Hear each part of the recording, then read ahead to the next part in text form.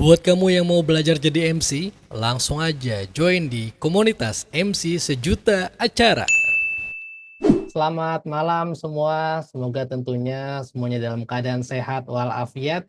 Dan saya hari ini sangat senang sekali karena ini merupakan rangkaian kelima ya dari bulan ini, berarti kita udah ketemu hampir tiap minggu.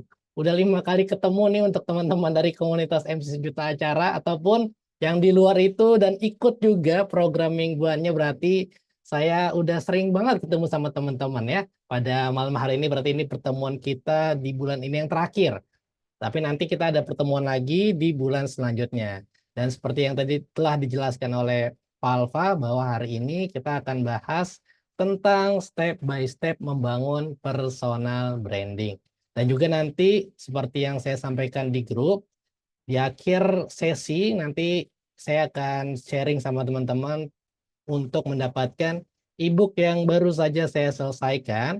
Jadi saya rasa saya juga butuh feedback nanti dari teman-teman. Kenapa saya bagikan juga biar nanti mungkin teman-teman bisa kasih masukan sebelum nantinya itu di launching secara publik. Oke, jadi kita hari ini akan bahas 3 hal ini aja teman-teman. Jadi pertama itu adalah kenapa butuh personal branding. Kedua, apa itu branding. Dan yang ketiga adalah step by step membangun personal branding. Pertanyaan pertama sangat simpel, kenapa kita butuh personal branding sebagai MC?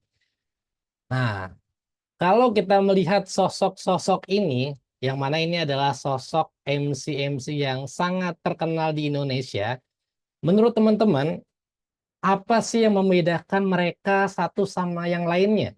Bukankah sama aja nih mereka sama-sama bisa membawakan sebuah acara dengan menarik, dengan menyenangkan, dengan gayanya masing-masing. Lalu apa yang membuat mereka ini berbeda satu sama lain? Contoh kecilnya misalnya nih, kalau acaranya formal, kayaknya lebih cocok Astrid Tiar atau Melanie Ricardo, teman-teman. Coba boleh dijawab di kolom chat deh. Acaranya formal nih, kira-kira IO tuh bakal milih Astrid Tiar atau Melanie Ricardo nih buat jadi MC-nya, kira-kira. Astrid Tiar kan kalau formal ya. Kalau misalnya acaranya acara yang muslimah nih, pilihannya misalnya MC-nya ada 5 kan, udah dipilih nih. Ada Astrid Tiar, ada Fenita Ari, ada JKT nih satu. Kira-kira siapa yang akan dipilih jadi MC-nya? Nah, Venita, Venita, Venita. Padahal sama-sama berhijab ya, Melodi ya. Kenapa milihnya Venita? Nah, itu kan jadi sebuah pertanyaan yang menarik ya. Kenapa kok kita ini bisa mengkategorikan orang sesuai dengan kebutuhannya gitu. Ya, kalau acara komedi, ini ada Vincent Desta, Omes, dan Irfan Hakim misalnya. Kira-kira kalau acaranya gathering deh hiburan, teman-teman akan pilih siapa di antara Vindes, Omes, sama Irfan Hakim? Kalau acaranya gathering atau hiburan. Omes, oke Pak Arif Omes. Vindes. Nah, ini ada beda pilihan nih kalau yang gathering hiburan. Nah, jadi itu mungkin sebagai gambaran bahwa ternyata begitu pentingnya personal branding, teman-teman. Jadi dengan melihat sosok orang aja, kita udah bisa membedakan apa sih bedanya yang A, B, dan C. Nah, yang jadi pertanyaan sekarang adalah, jadi kalau kita ngomongin personal branding, secara general itu kita akan membicarakan gimana caranya kita membuat orang lain itu mudah ingat dengan kita. Nah, kayak sekarang misalnya nih, kalau kita ngomongin misalnya MC Semarang. Nah, MC Semarang ada Mbak Atik dan lain-lain. Tapi gimana caranya bikin orang ingat dengan Mbak Atik sebagai seorang MC Semarang? Nah, itu yang akan kita ulik bareng-bareng malam hari ini. Gimana caranya kita mudah membuat orang ingat dengan kita. Itulah secara general yang akan kita bahas dalam materi personal branding. Nah, sekarang saya mau tanya dulu nih, kita boleh diskusi dulu di kolom chat. Selain bikin orang muda ingat sama kita, kira-kira menurut teman-teman, apa manfaat lainnya yang bisa kita dapatkan jika kita punya personal branding yang kuat. Silakan teman-teman, boleh di dalam chat box aja deh, silakan. Kita ngobrol-ngobrol aja biar ada interaksinya. Kira-kira apa nih manfaat lainnya selain tadi saya jelaskan bahwa personal branding itu bikin orang itu mudah ingat sama kita. Nah, selain itu kira-kira apa lagi sih manfaatnya sampai harus ada materi ini saya siapkan untuk teman-teman. Yang pertama dari inisiatif, memperkuat koneksi dengan orang lain, cakep. Yang kedua, memperbanyak orderan job, cakep. Ketiga, repeat order, cepat, sip. Tuh jawabannya, oh, mau oke betul. Mas Rian, menyesuaikan kesesuaian acara, betul. Itu juga tepat. Nah, jawaban teman-teman tepat semua. Jadi memang itu adalah salah satu manfaat yang akan kita dapatkan jika kita punya personal branding yang kuat. Nah, kalau saya, manfaat yang bakal kita ngerasain banget adalah kalau kita punya personal branding yang kuat, kita ini bakal menarik segala kesempatan sesuai dengan yang kita inginkan. Kayak tadi kan misalnya, saya MC nih, harapan saya adalah saya punya banyak job. Nah, gimana caranya saya punya banyak job kalau orang nggak tahu saya MC? Itu aja udah hal yang nggak logik kan. Nah, jadi kalau kita bisa perkuat nih, kita ini seorang MC yang seperti apa, nanti kita akan mulai ke filter nih masing-masing nih.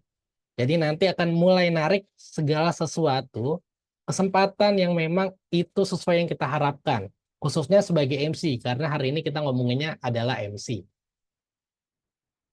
Nah, jadi kurang lebih hari ini saya akan bahas sama teman-teman sepengetahuan saya, sepengalaman saya, di mana dari yang pertama orang bertanya siapa sih kamu, sampai nanti ujungnya adalah orang butuh sama kita atau orang mencari kita.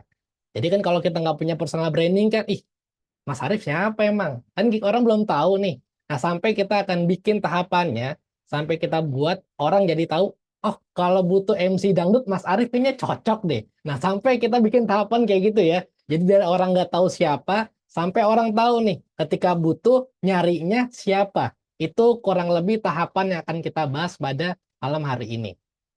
Nah, sekarang saya mau bahas paling dasar dulu nih. Kita satu frame dulu, kita satu frekuensi dulu. Kita bahas dari definisinya dulu. Branding itu apa sih? Nah, ini saya coba jelaskan dulu sama teman-teman.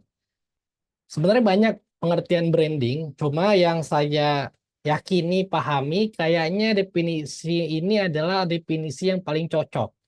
Jadi kalau menurut saya, branding adalah sebuah proses menanamkan persepsi yang kita inginkan di dalam pikiran konsumen atau customer. Jadi kata kuncinya adalah menanamkan persepsi. Jadi saya mau dikenal sebagai apa sih sama teman-teman? Miss Yati mau dikenal apa sih sama murid-muridnya? Mas Fandi mau dikenal apa sih sama teman-temannya? Jadi menanamkan persepsi. Tapi kenapa saya kasih warna kuning di tulisan yang kita inginkan? Nah, kadang kita ini mungkin nggak sadar nih membangun personal branding kita. Jadi ketika kita mengharapkan dianggap sebagai A, namun ada proses yang salah, jadi orang menganggapnya kita B. Misalnya kita mau dianggap sebagai orang yang baik. Nah, itu harapan kita. Tapi ternyata dalam proses kita memunculkan citra baik kita ke orang lain, ada yang salah. Jadinya nggak sesuai sama yang kita harapkan.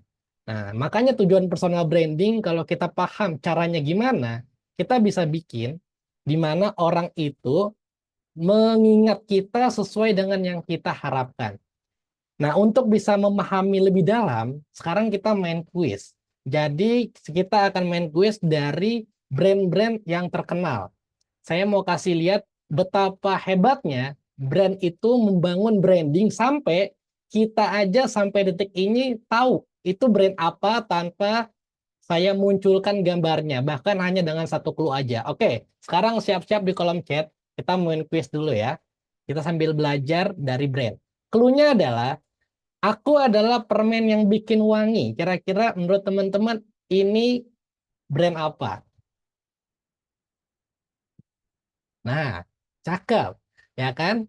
Tanpa hanya dengan satu clue, teman-teman bisa menjawab dengan tepat, yaitu adalah relaksa. Nah, kenapa? Karena setiap iklan relaksa itu dibikin sebuah persepsi, kita harus ingat kalau mau mulut kita wangi, ya kita harus makan